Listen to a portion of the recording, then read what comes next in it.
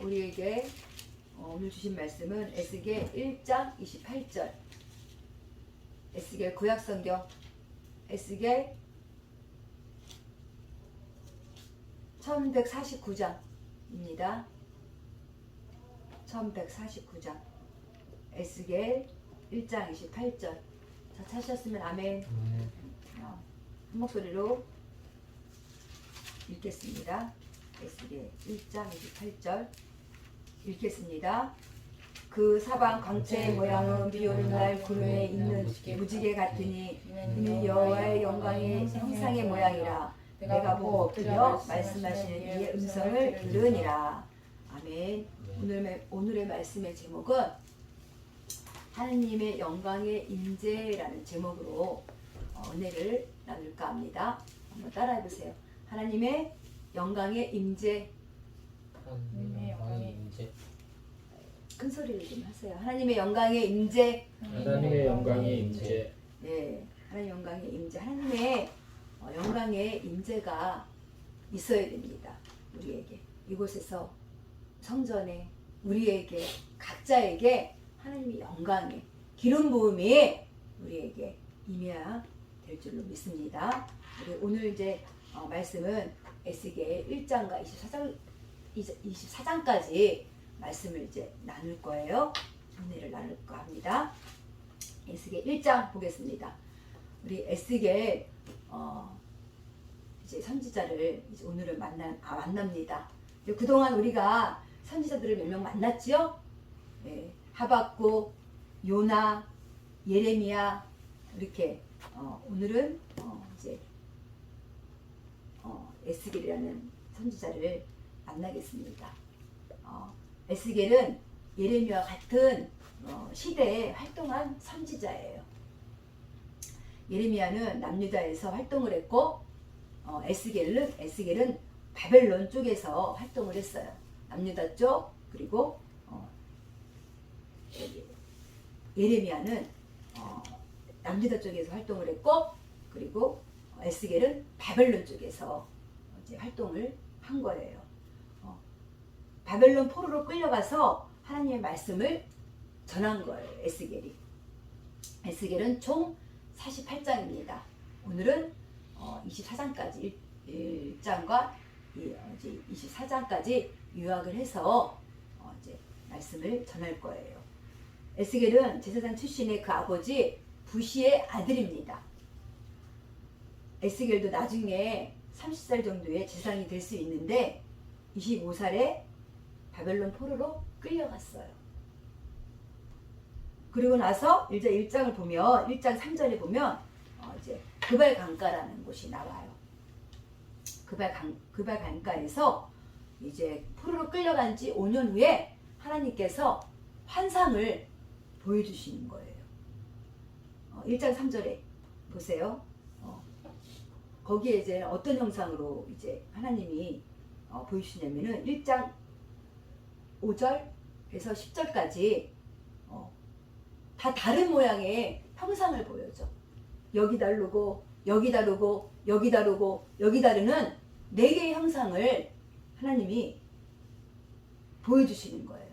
그러니까 사람의 얼굴도 있고 뭐 여기는 사자 얼굴, 여기는 독수리, 뭐 소 이런 모양을 보여주시는 거예요. 이게 뭔가 사람들이 성경을 여기서 읽다가 어려우니까 덮어. 근데 이게 무엇이냐면은 하나님의 임재를 상징하는 거예요. 1장 우리 11절 보겠습니다. 그 얼굴은 그러하며 같이 읽겠습니다. 1장 11절 그 얼굴은 그러하며 그 날개를 더럽혀서 각기 둘씩 서로 연하였고 또 두루 몸을 가렸으며 그랬어요. 그리고 1장 28절 아까 우리 읽은 거 있죠? 그걸 다시 한번 읽어보겠습니다. 이 하나님의 영광이 나타나는 그런 형상이랍니다. 28절 그 사방 강체의 모양은 비오는 날 구름에 있는 무지개 같으니 이는 여호와의 영광의 형상의 모양이라. 내가 보고 엎드려 말씀하시는 이의 음성을 들으니라 그랬어요. 할렐루야. 네. 에스겔에게 나타난 하나님의 형상의 모습입니다. 2장으로 넘어갑니다. 2장으로 넘어가서 하나님의 이스라엘 에스겔에게 사명을 줍니다. 2장에서는 2장 4절 이 자손은 얼굴이 뻔뻔하고 마음이 굳은 자니라 내가 너를 그들에게 보내노니 그랬어요. 그러니까 너를 보내는데 2장 6절에 너는 비록 가시와 찔레와 함께 있으며 가시와 찔레는 그 사람들이 가시와 찔레라는 거예요. 날카롭다는 거죠. 가시와 찔레. 그죠? 우리를 찌른다는 거잖아. 그런 곳에 보내는데 그들과 함께 있으며 정갈 가운데 정갈이라는 거야. 그들이 정갈 어떻게 해요? 독이 있잖아. 그들한테 보내는 거예요. 그런 곳에 거주할지라도 그들을 두려워하지 말고 2장 6절에 그렇게 말씀하고 계셔요. 에스겔이 그들에게 두려워하지 말고 전해야 할 것은 애고 재앙의 말을 전하라는 거예요. 결코 밝거나 듣기 좋거나 화이팅 넘치는 것이 아닌 거예요. 2장 10절에 나왔습니다. 2장 10절에 보시면서 따라오세요. 그리고서 이제 3장으로 넘어갑니다. 3장 보면 인자야 부릅니다.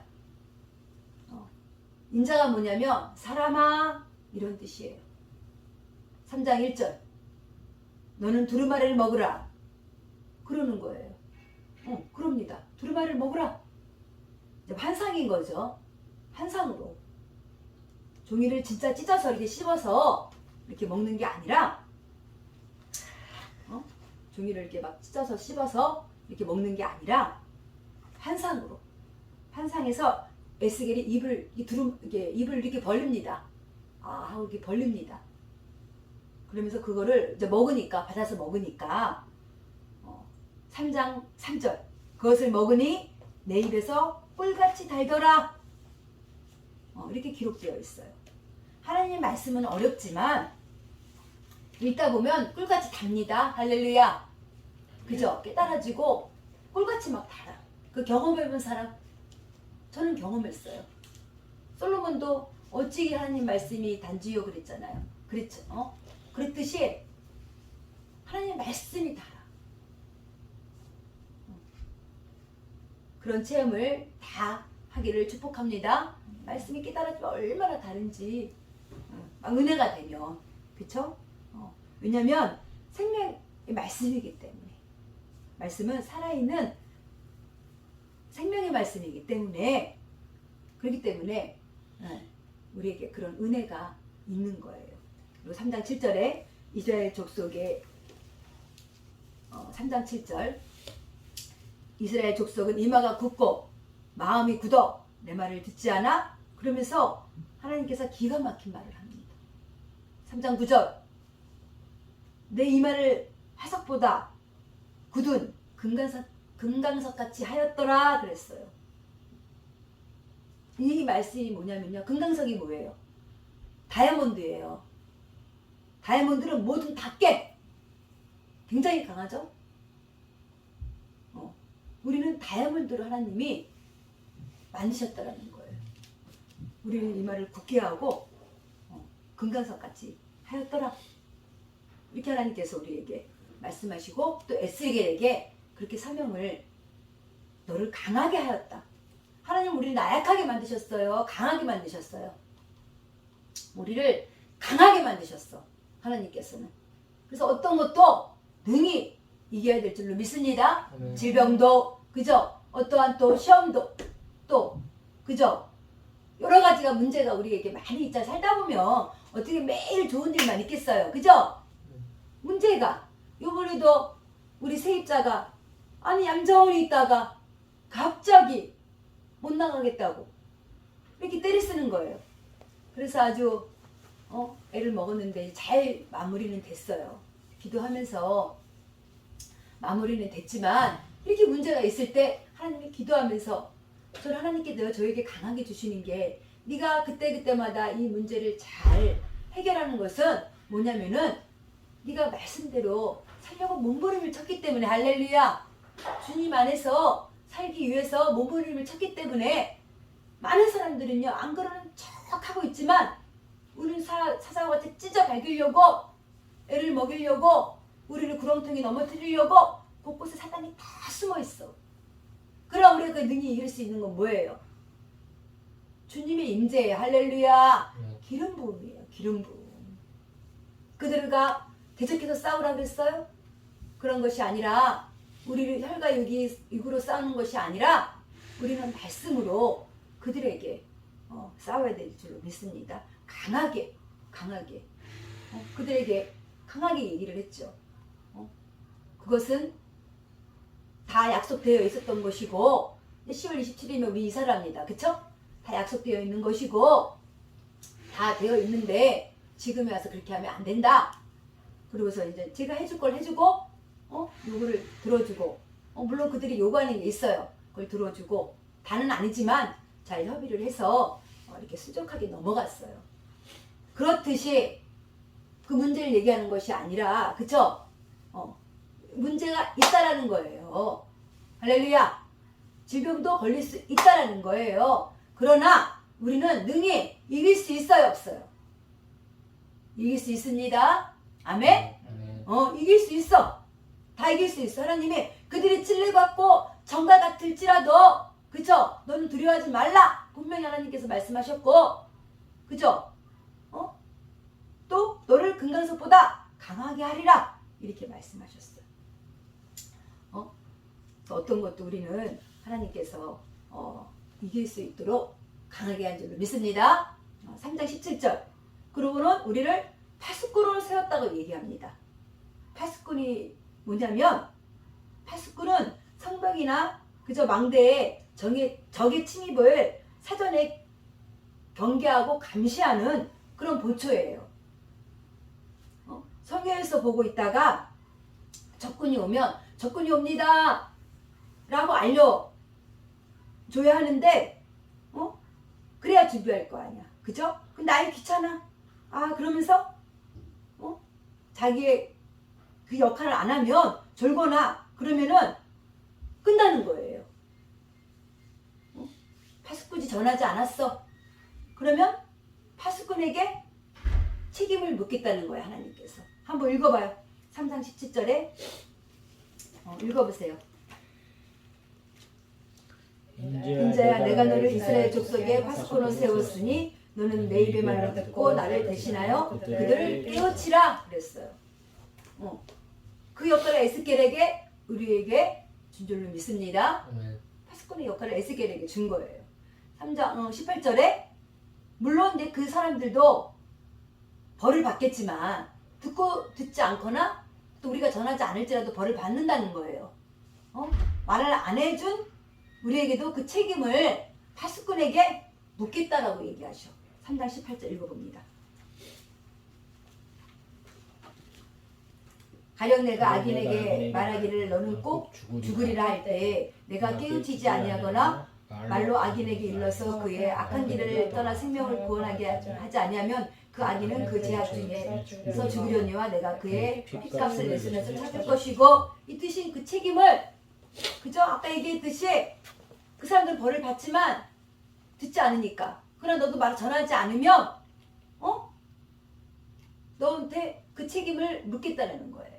그런데 파수꾼이 전했어. 그런데 그 사람들이 안 들었어. 그것은 파수꾼의 잘못이 아니라고 하는 거예요. 하나님께서 3장 19절에 이야기를 하고 있어요. 그러니까 우리의 역할은 파수꾼입니다. 그러나 우리가 못해 그러면서 전하지 않으면 파수꾼의 역할을 못하고 그 책임을 묻겠다는 거예요. 그러니까 듣든지 아니 듣든지 우리는 전해야 됩니다. 할렐루야. 듣고 그 사람이 아니야 난 됐어. 그건 우리의 잘못이 아닌 거예요. 거기까지의 파수꾼의 역할입니다. 우리가 전하면 하나님이 일하십니다. 할렐루야. 아멘. 아멘. 우리가 전하면 하나님이 일하시는 거예요. 그러면서 파수꾼의 그 역할을 할 거라고 이야기합니다. 에스겔은 전체적으로 퍼포먼스 선지자예요. 3장 26절 읽어봅니다. 내가 내 혀를 내 천장에 붙게 하여 내가 말 못하는 자가 되어 그들을 꾸짖는 자가 되지 못하게 하리니 그들은 폐역한 족속임이니라 그랬어요. 잘 들으세요. 저는 전도를 20년을 넘게 해온 사람이에요. 맨 처음에는 보는 사람마다 전했어요. 그래서 핍박을 굉장히 많이 받았어. 그래 하나님이 그것도 훈련의 한 부분이더라고. 지금은 이제 어떻게 하냐면 기도를 합니다. 사람을 딱 만나면. 왜? 말씀에 분명히 네 입을 붙인다고 했잖아. 그죠? 그 말씀은 너는 내가 허락할 때만 얘기를 해. 이 뜻이야. 이제 에스겔이 퍼포먼스를 시작합니다. 이제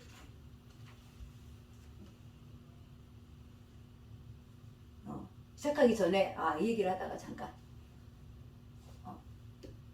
이제는 그렇게 핍박을 받다가 이제 하나님이 지혜를 주시는 거예요. 그래서 자꾸 우리가 그저 해야 되는 거야.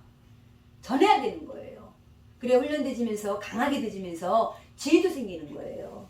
핍박도 받아가면서 무지하게 핍박받았죠. 뱃속에 있을 때부터 그 전부터 전도를 했으니까 그 전 때부터 있을 때부터 전도를 없을 때부터 전도를 했고 뱃속에 있을 때부터 날 때까지 막 달 때까지 저는 전도를 했어요. 그러니 얼마나 그죠? 하나님이 저에게 그런 모든 역경을 통해서 경력을 주었겠어요. 지혜를 주었겠어요. 사람을 딱 만나면 먼저 하나님께 기도합니다. 어떻게 하라? 기도하라. 하나님, 이 자가 들을 자입니까? 안 들을 자입니까? 이렇게 물어보고 하나님 어떻게 전해야 됩니까? 일일이 물어보세요. 그럼 하나님이요. 여러분들 내가 전도하는 거 많이 봤잖아요. 맨 처음부터 사람 보자마자 막 전도해요? 안 그러잖아. 딱 살피잖아. 살핀다는 건 기도한다는 거예요. 속으로 기도하잖아. 그리고 한참 있다 하나님 저에게 시켜요. 상황을 만들어. 그 사람에게 그죠? 그 사람이 나한테 딱 얘기를 하죠. 먼저 말을 걸거나 그렇게 되는 상황을 만들거나 복음을 전할 수 있는 상황을 만들면 여지없이 복음이 들어갑니다. 그리고 하나님이 이 마음에서 전하지 말아라. 말을 할 때가 있어요. 왜? 우리 금방 26절에 읽었죠? 에스겔의 혀를 이 천장에 붙여서 말을 못하게 하는 자가 되게 할 거랍니다. 그리고서는 이제 내가 내 혀를 내 이 천장에 붙여서 내가 말 못하는 자가 되게 할 거니까 너는 내가 허락할 때만 27절에 이제 뭐라고 하시냐면 하나님이 열면 그때는 말을 하라고 하시고 하나님이 허락하실 때만 말을 하라는 거예요. 그건 뭐예요? 에스겔이 그죠? 하나님에게 묻고 지혜를 구한다는 겁니다. 할렐루야. 여러분도 그런 축복이 임하기를 축복합니다. 그럼 은혜가 임해야 돼. 다 하나님께 묻고 지혜를 구해야 된다는 거예요. 할렐루야. 그죠? 그리고 이제 에스겔은 이제 연극 영화과를 나온 것처럼 이제 연기를 이제 하라는 거예요. 하나님께서 이제 너 말 안 하는 거야. 내가 시킬 때 그때만 입을 열어. 말하는 거다. 알겠지? 그러니까 네. 에스겔이 그럽니다. 그래서 이제 에스겔의 퍼포먼스가 시작합니다. 4장으로 넘어갑니다. 4장 1절에 하나님이 토판을 이제 가져오라고 하셔요. 토판, 밝은 토판을 가져오라고 하셔서 토판에 예루살렘 모형을 이제 만들어 그러면서 그 앞에서 자기하는데 이제 되게 특이하게 자기합니다. 390일은 왼쪽으로 자기하고 40일은 오른쪽으로 누워라 이렇게 잘하는 거예요. 4장 5절에 그 말씀이 나와 있어요. 하루를 1년을 쳐서 390일은 390년을 뜻하는 거예요. 390년 북이스라엘이 죄를 짓는 것이고 40일은 또 1년씩 해서 40년을 남유다가 죄를 짓는 것을 표현한 거예요. 그리고 4장 10절에 이제 에스겔에게 4장 10절에 밀, 보리, 콩, 팥 이런 것을 가져오라고 그러셔. 가져와서 20세겔씩 20세겔이면 조금이거든요. 20세겔씩 때에 따라서 그걸로 먹으라는 거야. 20세겔이면 정확하게 한 220g 정도 된다고 해요. 220g을 때에 따라서 조금씩 이렇게 조금씩 이렇게 먹고 이제 조금씩 달아서 또 물도 조금씩 먹으라는 거예요. 그리고 이제 보리떡을 먹어야 되는데 보리떡을 이제 구워야 됩니다. 근데 인분으로 구우라고 그러셔. 인분 뭐예요? 사람 똥이죠? 그거로 보리떡을 구워서 먹으라는 거예요. 그게 4장 14절에서 15절에 나와요. 인분으로 구우라는 건 4장 12절에 나오고, 이제 에스겔이 이제 인분으로 구워라 그런 것은 4장 12절에 나오고, 4장 14절에서 15절은 에스겔이 한 번도 이제 반항을 안 하다가 하나님 제가 도저히 못 먹겠습니다.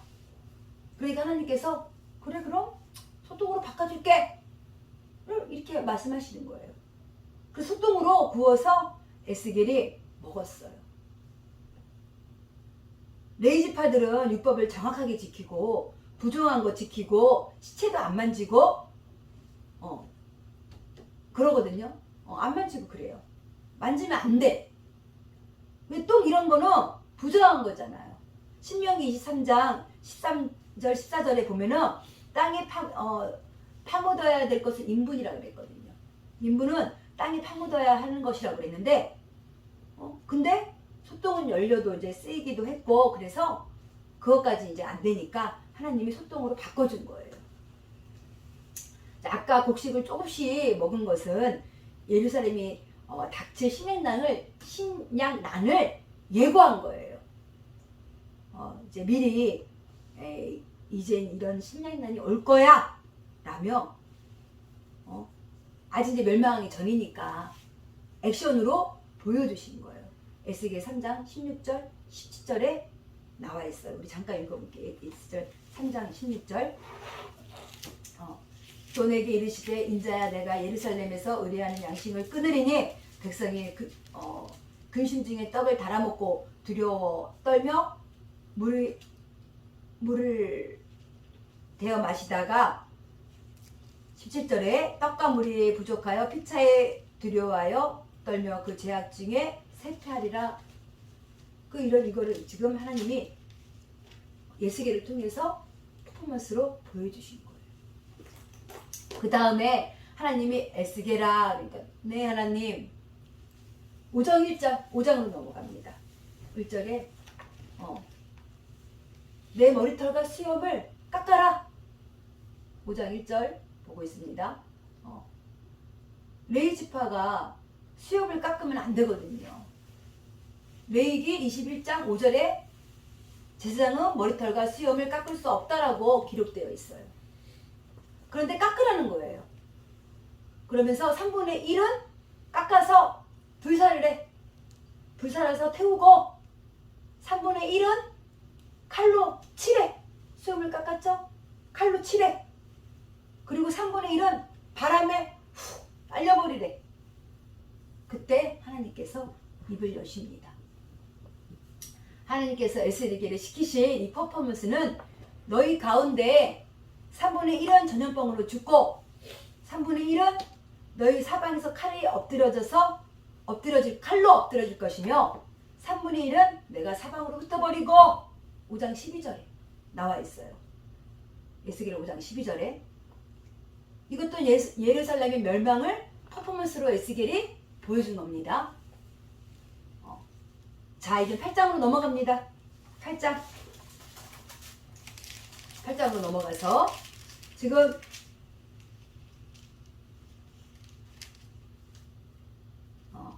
8장 1절에 보면은 맨날 그 앞에 이제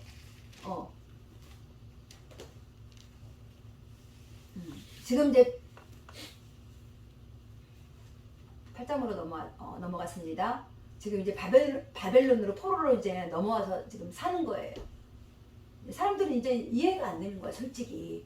포로로 넘어와 살았지만 이해가 안 되는 거야. 그래서 이제 불만이 많은 거예요. 혹시 우리가 다시 이스라엘로 돌아가지 않을까? 우리가 뭘 그렇게 잘못했나? 왜 우리에게 괴로움을 주나? 이런 거로 막 투덜대고 있는 거야. 매일 선지자라고 이제 에스겔을 의지해서 그 앞에 이제 와 있기는 해요. 그게 이제 8장 1절에 맨날 그 앞에 앉아 있는 거예요. 이때 에스겔에게 두 번째 환상을 보여줍니다. 하나님께서 에스겔이 있는데 환상으로 에스겔을 들어 올려 8장 3절 머리를 이렇게 한 움큼 이렇게 쥐어가지고 에스겔을 들어 올려서 어디까지 가냐면 이스라엘까지 가는 거예요. 왜냐면 여기는 지금 바벨론이잖아, 그쵸? 거기 있는 이스라엘의 이제 일을 모르니까 환상으로 그것을 보여주시는 거예요, 하나님이. 그런데 이제 기가 막혀. 8장 10절에 각양 곤충과 가증한 짐승과 모든 우상을 그 사방 벽에 그렸고, 그리고 장로 70명과 사반의 아들 아시아냐, 얘는 심지어는 충성자의 자손이야. 이게 8장 11절에 나와 있어요. 그런데 이제 이 사람들이 변해가지고 그 충성자의 자손들이 아야사냐가 변해가지고 사람들이 변해가지고 우상을 섬기고 있는 거예요. 8장 11절. 그리고 여자들이 이제 어떻게 하는 줄 알아요? 여자들은 담무스 신을 섬기고 있는 거예요. 이게 8장 14절. 담무스는 풍요를 위해서 매춘을 강행하는 그런 신인 거예요. 담무스라는 신이. 얼마나 지금 그죠? 뭐 원조 교제 물질을 위해서 원조 교제 그죠? 이런 것들이 성형이 되어 있고 그런 것들이 알고 봤더니 담무스 신이라는 거야. 영적인 세계에 우리는 잡혀 있는 거예요. 이걸 보면서 깨달으시를 축복합니다. 다 영적인, 걔네들은 자기가 그냥 하는 것 같지만, 그죠? 음란 행위를 하는 것 같지만, 성경에 뭐라 그랬어? 담무스라는 신이 있어서 이 담무스는 풍요를 위해 매춘을 강행하는 그런 신이라는 거야. 그러니까 그런 악한 영신한테 잡혀 있는 거예요. 분별이 되죠? 말씀은 우리를 깨닫게 하고 분별을 주더라고, 사람을 만났을 때. 그래서 우리가 말씀으로 그저 충만해져야 되는 거예요. 그런 것들을 막 섬기는 거야. 8장 16절에 여호와의 성전문 곧 현관과 제단 사이에 약 25명이 여호와의 성전을 등을 지고, 성전이 있으면 등을 지고 낯을 동쪽으로 향하여 동쪽 태양에게 예배하더라. 태양 뭐예요? 태양 그냥 하나님 만든 피조물이야. 그런 것들을 섬기고 제사장이 장소, 신성한 장소에서 등을 지고 낯을 동쪽으로 태양이요 이러면서 섬기고 있는 거예요. 그것을 에스겔에게 환상으로 보여주시는 거예요. 모든 만물은 하나님이 만든 피조물에 불과해요. 할렐루야. 오직 예수. 따라해보세요. 오직 예수. 오직 예수야. 우리는 하나님만 섬기는 그런 사람이 다 돼야 될 줄로 믿습니다. 그런 성도가 돼야 돼. 그런 장로님이 돼야 되고, 저도 마찬가지예요. 그래서 에스겔이 충격을 받습니다. 1, 2차 포로로 잡혀가는 그런 상황에서도 계속 우상숭배를 하는 거예요. 남유다가. 결국 하나님의 영광은 예루살렘의 성전을 떠날 준비를 하시는 거예요. 9장으로 넘어갑니다. 9장은 우리가 작은 요한계시록이라고 하고 있습니다. 말하고 있습니다. 그래서 이제 9장 1절에 보면 무기를 든 자 이렇게 나와요. 왜 무기를 든 자? 왜? 하나님의 천사들이 심판하려고 말만 하십시오. 다 준비되어 있습니다. 그러고 이제 기다리고 있는 거예요. 무기를 들고. 근데 하나님께서 잠깐 그 전에 서기관에 먹구름을 찬 자, 이 사람들을 불러 그러는 거예요. 먹구름들을 찬 자 있잖니? 먹그릇을 찬 자, 그 사람들을 불러. 9장 14절에 그러면서 9장 4절 9장 4절에 탄식하며 우는 자의 이마에 그들을 불러서 인을 쳐라, 인을 그려라. 그러고는 완전히 내가 심판할 거다. 정리할 거다. 이렇게 하나님이 말씀하시는 거예요. 이게 뭘까? 요한계시록 7장 2절 3절에 이 얘기가 나와요. 또 봄에 요한계시록 7장 2절 3절에 또 봄에 다른 천사가 살아계신 하나님의 인을 가지고 하나님의 종들의 이마에 인치기까지 땅이나 바다나 나무들을 해하지 말라 하더라. 이 내용이 에스겔 9장하고 비슷합니다. 그럼 탄식하며 우는 자들 누구일까? 이렇게 울고 있어. 저쪽에서는 태양 신을 섬기고 맘무스를 섬기고 단무스를 섬기고 곤충들을 섬기고 있는데 그들과는 달리 안타까워서 울고 있는 거예요. 나는 하나님을 믿는데 이 나라가 이렇게 엉망인데 자기 일로 슬퍼하는 게 아니라 요즘에 그저 집값이 떨어졌어. 집값이 떨어졌다고 울고 있는 게 아니라 내 땅값 떨어졌어. 내 문제가 고통스러워서 울고 있는 게 아니라 하나님이 아닌 다른 신들을 섬기는 사람들이 너무 안타까워서 울고 있는 자들 그 사람들을 이제 표시해 주라는 거예요. 하나님이 심판의 벌을 받지 않는 남은 자들. 할렐루야. 하나님의 백성을 위해서 울어야 됩니다. 우리는 남은 자들이 돼줘야 돼. 할렐루야. 인침받은 자 다 되기를 축복합니다. 하나님 백성들을 위해서 믿지 않는 자들, 우상 섬기는 자들, 젊은 사람들 요즘에 막 점 보고 또 타로점 이런 거 막 유행이잖아요. 그런 보는 사람들에게 하나님을 전해야 되고 또 그들을 위해서 울어줘야 된다는 거지. 그것이 인침받은 자야. 인침받은 자. 하나님 그들을 구원하신다는 거예요. 남은 자라고 해서 그 다음에 하나님이 치기 시작합니다. 어디서부터 치는 줄 알았어요? 성전 앞에서부터 9장 6절 첫 심판의 대상자들은 장로들, 지도자들, 목사들 싹 다 인치지 않은 자들을 하나님이 다 치시는 거예요. 그때 에스겔을 부르짖습니다. 환상으로 보면서 아직 일어나지는 않는 일이에요. 환상입니다. 9장 8절에 말씀 보세요. 말씀 봐. 9장 8절 보세요. 시간이 난 지체되니까 이렇게 읽기도 하고 내가 적어놔서 다 일일이 적어서 지금 읽어주고 있는 거예요. 9장 8절 이스라엘 남은 자들을 다 멸하나이까 그러면서 에스겔이 애통해하는 거야.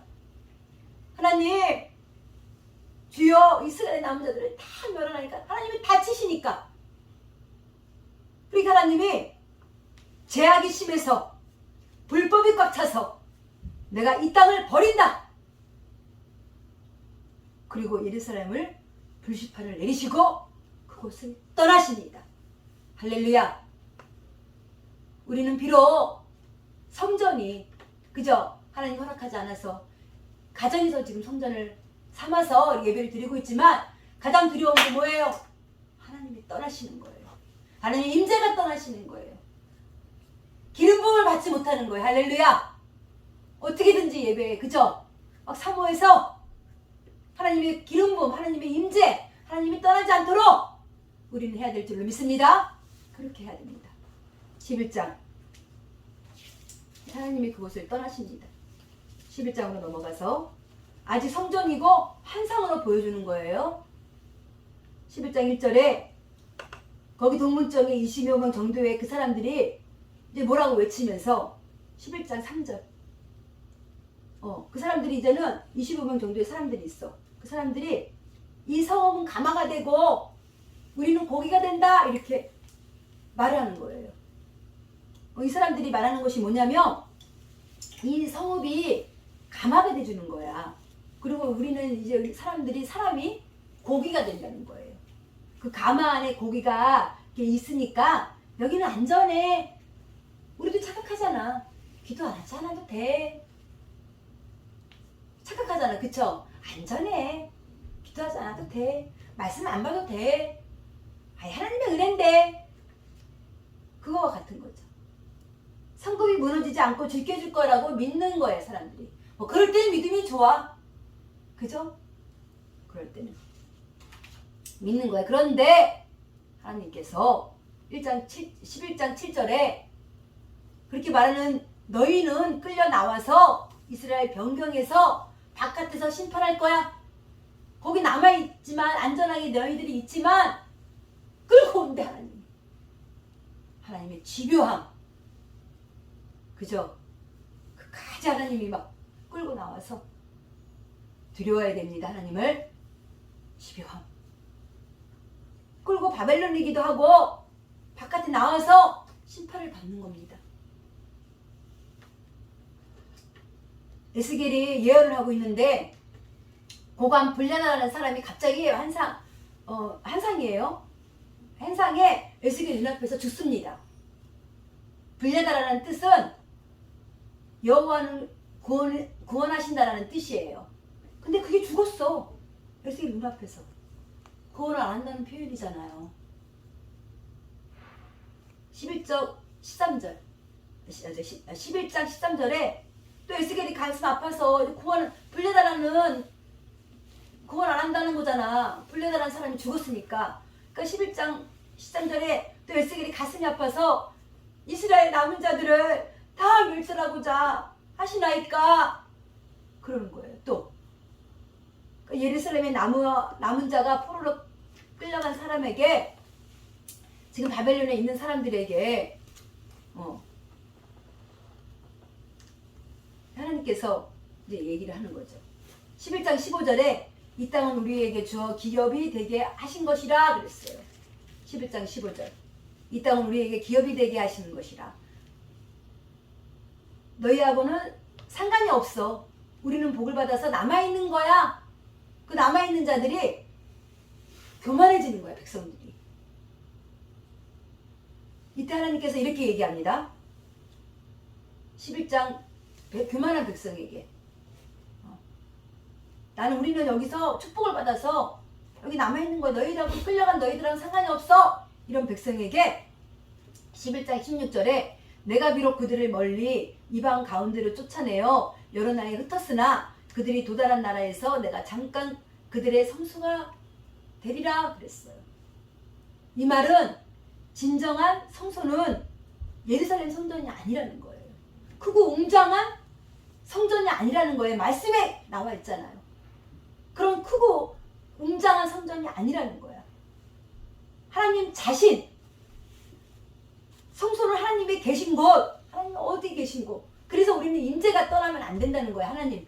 그렇죠? 하나님의 임재가 하나님 자신이 성소라는 거예요. 저 굉장히 은혜 받았어요. 이제까지 14년 동안 성전에서 예배를 드리다가 하나님이 우리를 가정으로 이곳에서 예배를 드리게 허락한 그 다음에 감사는 했지만 또 한편으로는 굉장한 슬픈 마음이 있었어요. 근데 이 말씀을 통해서 굉장히 은혜를 받았어요. 저는 하나님이 자신이 내가 너를 이곳에 허락을 했지만 이 장소를 허락했지만 내가 내 자신이 너의 성소가 되어줄게. 할렐루야. 굉장한 은혜죠. 포로로 끌려갔지만 이스라엘 백성에게 하나님이 함께 하신다는 거예요. 그리고 뭐라고 그러시냐면은 11장 18절 20절 18장 11절 20절에 다시 모아서 가증한 것을 제거한다고 하나님께서 그리고 한마음 그 새 영을 주어 돌같은 마음을 제거하여 내 율례를 따르며 내 규례를 지켜 행하게 하리니 그들은 내 백성이 되고 나는 그들의 하나님이 되리라 그랬어요. 하나님이 다시 가증한 것을 다 제거하고 너희들 다시 다 모아서 가증한 걸 다 제거하고 그리고 새 영을 주어서 니네를 한 마음 갖게 하고 돌같은 그 마음을 제거하게 하고 내 율례를 지키고 하나님 법을 지키라는 거죠. 뜻대로 살라는 거예요. 그렇게 내가 할 거고 그렇게 해주신다는 거야. 내 백성이 되고 그들이 하나님이 되라. 새 영을 부어 주어 회복시키겠다고 약속하시는 하나님이에요. 에스겔 11장 22절로 25절까지 보면은 거기서 보면 그리고 예수님의 영광이 떠납니다.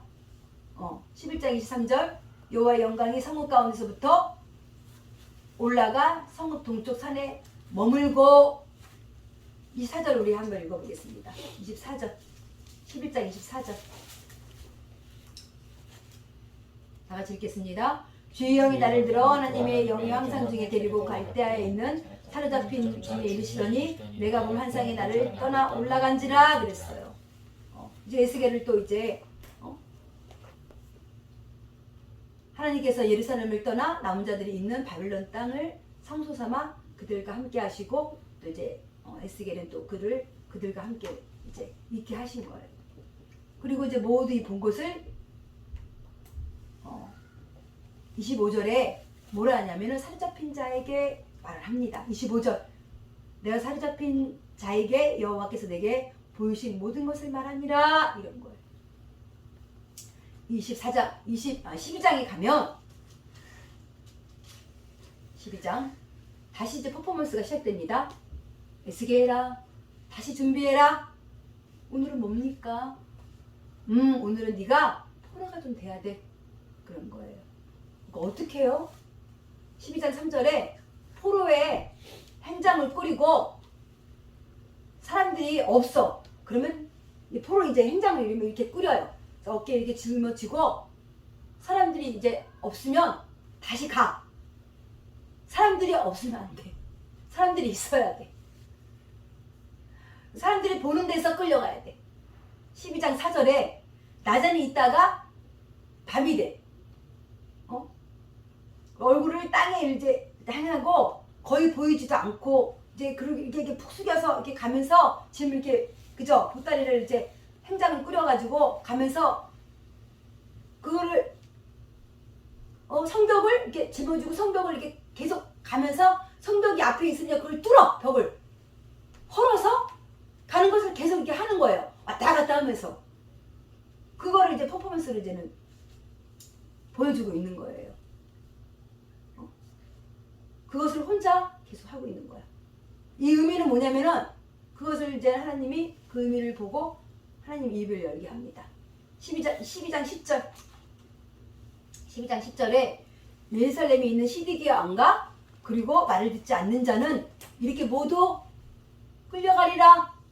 이렇게 그걸 보여주고 있는 거예요. 남유다에 남아있는 자들도 포로로 끌려가고 있는 것을 예언한 거예요. 예레미야 39장에 우리 그죠? 시드기야 등 다 뽑히고 잡혀올 것을 우리는 알잖아요. 잡혀간 것을 그죠? 그것을 미리 액션으로 예고한 겁니다. 13장은 이제 거짓 선지자들에 대해서 이제 얘기를 합니다. 이 시대에 거짓말을 하는 사람들이 많이 있습니다. 왜냐하면은 돈을 주면 그리고 사람들이 눈 가리고 앙해가지고 여우처럼 얍삽하게 걔네들을 얍삽한 그 걔네들은 성 무너진 데는 올라가지도 않아. 무서워가지고 이게 13장 5절에 나와 있어요. 그리고 성벽을 고치지도 않아. 그러면서 여기 13장 10절 보면은 여기 괜찮아요. 살만해요. 그러면서 벽에 회치를 해. 그러면 깨끗해 보이니까 완벽하게 이제 세우는 것도 아니고 다 허물어져 가는 것을 싹 덮어놓고 그렇게 얘기하는 거예요. 싹 회치를 하고 덮어놓고 너희는 평강하다. 평강해. 라고 말하는 거예요. 근데 하나님께서 13장 11절에 그것을 보고 폭우랑 우박덩이로 싹 다 없애버릴 거라고 하나님이 얘기합니다. 14장을 보면 장로 두어 사람이 에스겔에게 옵니다. 14장 넘어간 거예요.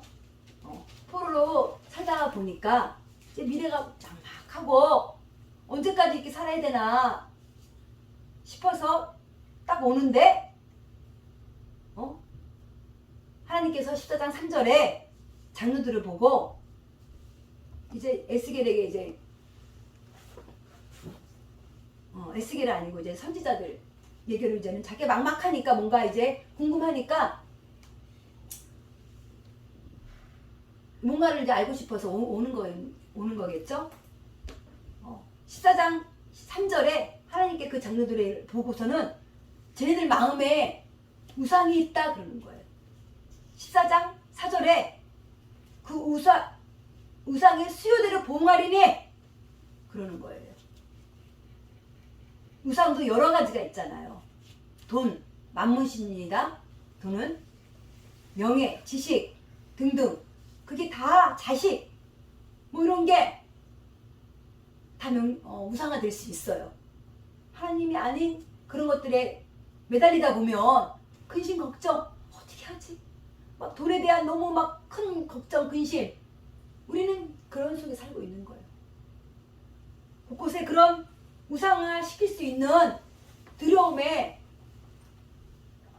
그런 삶을 살고 있는 거예요. 우리는 하나님을 믿는다고 하면서 우상이 너무 많은 거예요. 그게 하나님의 눈에 보인 거예요. 그것을 에스겔에게 말해준 겁니다. 쟤네들 마음에 우상이 있다. 하나님을 속일 수는 없어요. 그죠? 속일 수는 없어. 제약에 걸림돌 우상을 들고 선지자 앞에 갔는데 그런데 그 선지자가 유혹을 받아요. 좀 그들에게 맞춰서 얘기해주면 돈도 좀 생기고 내가 좀 평안해지려나? 그러면서 유혹을 받아요. 그래서 그렇게 듣기 좋은 말을 해줍니다. 14절 9절 나 여호와가 그 선지자들을 유혹을 받게 하였음이니라 내가 손을 펴서 그들을 멸할 것이라 그랬어요. 그것도 하나님께서 허락했다라는 거야. 그 선지자의 유혹을 받게 하였음이니와 내가 손을 펴서 그들을 멸할 거라고 그런 얘기하고 계십니다. 그래서 뭐라 그러냐면은 이 노아, 다니엘, 욥이 이 세 사람이 있을지라도 자기 생명만 건지리라 14장 14절에 나와 있어요. 이 세 사람들이 와서 의인, 그죠? 노아, 다니엘, 욥이 이 세 사람이 와서 좀 봐주세요 하나님. 네 자식 네 새끼만이라도 좀 봐주세요. 이래도 소용없다라는 거예요. 그 사람들만 건진다. 하나님께서 칼같이 얘기합니다. 18장 보면 말에 넘어갑니다. 핵심만 이제는 여러분들이 따로 읽으세요. 말씀 이렇게 보고 읽으면 그죠? 많이 이해가 되잖아요. 성경 말씀 참 어렵습니다. 그러니까 이렇게 풀어서 이제 얘기를 해주면 이제 읽을 때 많이 도움이 될 거예요. 그러니까 빨리 넘어가니까 나중에 읽어보세요. 18장을 보면은 이런 속담이 있었어요. 아버지가 신포도를 먹은 거예요. 포도를 먹었는데 신 걸 먹었는데 엄청 셔. 레몬을 상상해 보세요. 레몬. 막 시잖아. 입이 고이긴 하잖아요. 근데 상상만 했는데 근데 이 사람들은 뭐라 그러냐면은 신포도를 먹으면 아들의 이가 신다 이런 말을 한 거예요. 아들이 아버지가 신포도를 먹었는데 아들의 이가 왜 셔요? 이것은 무슨 얘기 같아요? 아버지가 할아버지 또 조상이 죄를 짓고 나는 아무것도 안 했는데 나는 망하게 됐다는 거야. 그렇게 사람들이 말하는 거예요. 그런데 그게 아니다. 그런 거 없다. 이 말씀이 에스겔 18장 20절에 각자가 자기 죄악을 담당한다. 그들의 죄됨을 명백히 밝히시오 하나님께서. 각자의 죄 때문에 그런다. 에스겔 18장 20절에 여러분들도 그러니까 그죠? 그렇게 생각하면 안 된다는 거. 엄마, 아버지 그런 죄, 내 할아버지 저도 이 말씀을 보면서 내가 우리 조상들 때문에 이렇게 힘든가 이런 부분이 있었는데 여기에서 하나님이 명백히 밝히셨다는 거예요. 은혜 받았습니다. 여러분 은혜 받으시기를 축복합니다. 그러면서 이제 하나님이 세간에 궁금해하는 것들을 여기 이제 풀어놨어요. 우리는 그러면 하나님은 악인들을 망하게 하는 것을 좋아하시나 이렇게 물어볼 때 있잖아요. 그쵸? 악인들을 망하게 하는 것을 하나님 좋아하시나. 그럼 하나님께서 뭐라고 하시냐면은 18장 21절에 악인이 모든 죄를 떠나 정의 공의를 행하면 산다. 내가 어찌 악인이 죽는 것을 조금인들 기뻐하랴. 23절 그가 돌이켜 그 길에서 사는 것을 어찌 기뻐하지 아니하겠느냐. 악인도 하나님이 돌이키면 기뻐한다는 거예요.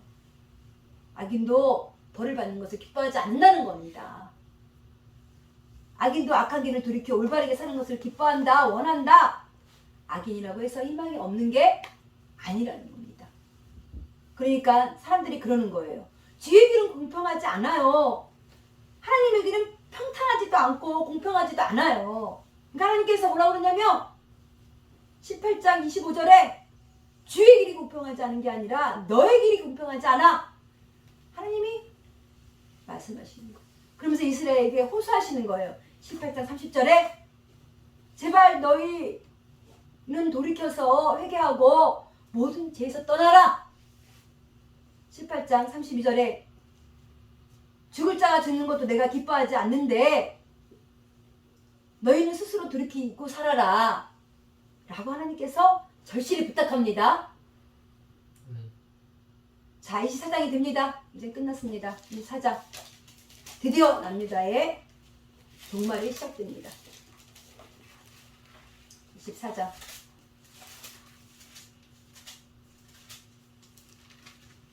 하고 말씀을 이제 마치겠습니다.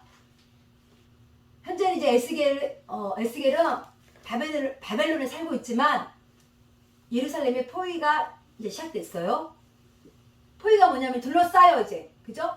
포위 둘러싸여 느부갓네살 왕이 완전히 둘러싸서 여기를 이제 완전히 꺾을 거야. 무슨 얘기인지 알죠? 그러고는 이제 하나님이 24장 24절에 이렇게 써놨어요. 오늘을 기록하라. 바벨론 왕이 오늘 예루살렘에 가까이 왔느니라. 완전히 포위했다는 거죠. 가까이 왔다는 건. 그리고 하나님이 이제 가마를 걸어요. 가마 있죠? 가마솥.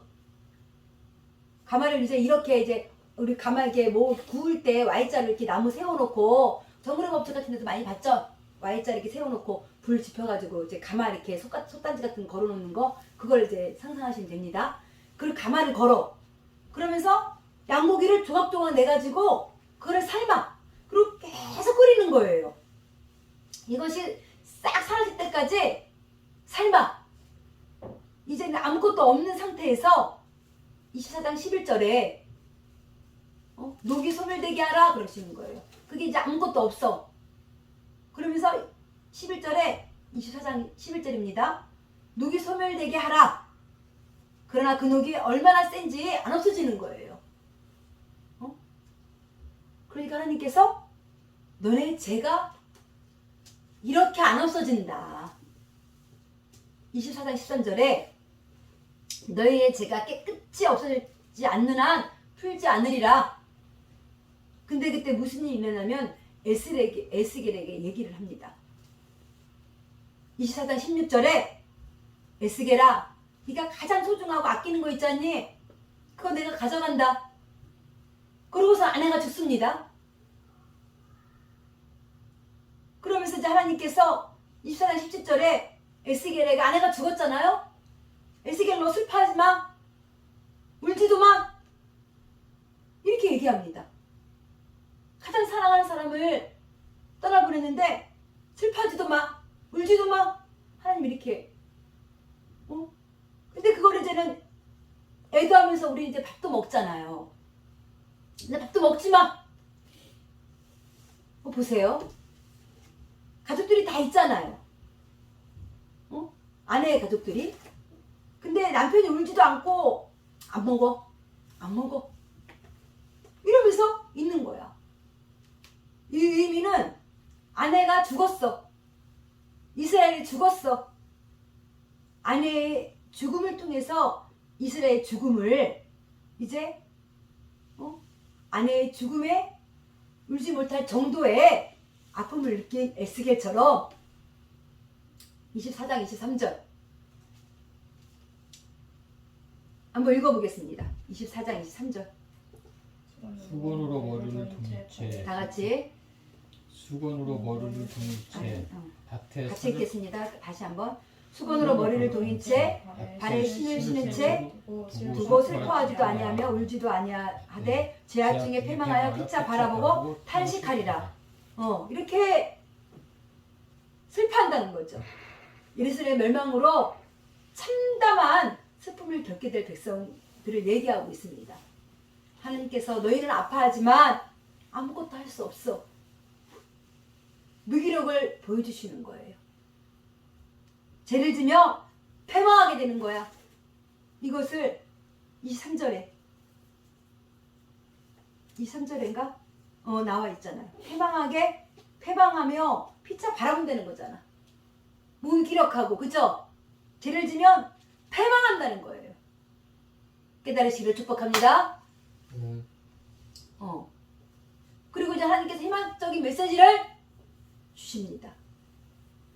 너는 결코 인간은 결코 하나님 없이는 아무것도 할 수 없음을 말씀하고 계셔. 그렇게 너희를 무기력하게 만들어서 결국에 내가 너의 하나님인 것을 보여줄 거야. 하나님 하신다는 거죠. 그리고 내가 너희를 세우리라. 기다려라. 인내하라. 꿈을 가져라. 협력하여 선을 이루라. 내가 너희를 통하여 반드시 내 계획을 이루어내리라. 내 인생의 계획을 하나님이 이제 이렇게 응답하셨습니다. 말씀을 1장과 2장을 말씀을 주시면서 저와 또 여러분에게 또 우리 모두에게 이렇게 하나님께서 응답해 주셨습니다. 할렐루야. 기도하겠습니다.